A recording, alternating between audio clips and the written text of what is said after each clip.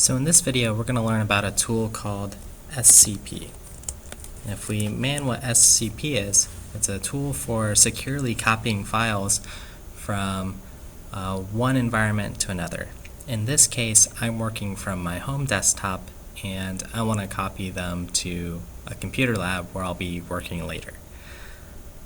Previously, we learned about a tool called SSH, which allows us to log in securely to another shell environment or another terminal on another computer remotely. But SCP is actually solving a different problem that lets us transfer a file from, again, where I'm working from home to a remote location. So let's go ahead and look at what SCP is and use it.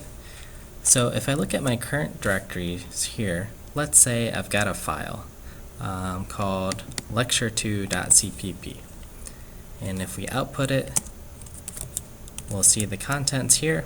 It's just a small little test program. But what I want to do now is copy this over to my desktop on my homework server. So I'm going to clear the console here and SCP the file over. So the way to do this is with the command scp, that's the program we're running.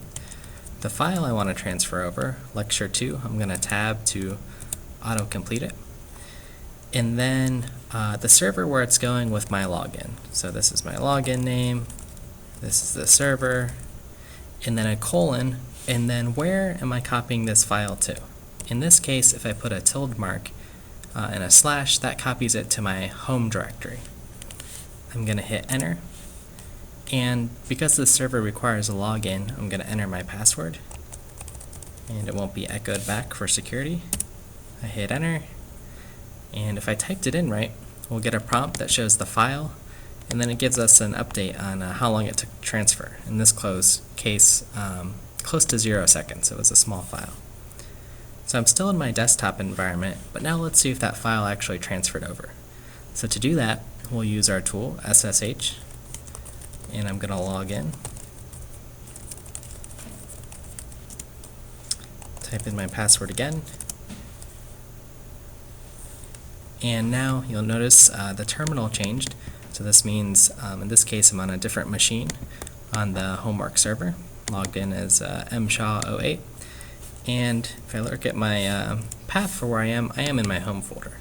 So we should be able to see a file here somewhere, if I list the contents, called lecture2. I'm going to scroll up. There's a lecture2 file. We can output it. And then now I have my file with me in the server. So if I need to submit it to someone for grading, I can do that. If I want to modify it here, I have a copy of this file that I can do. So I'm going to exit here and then close out my terminal session. Thanks for listening.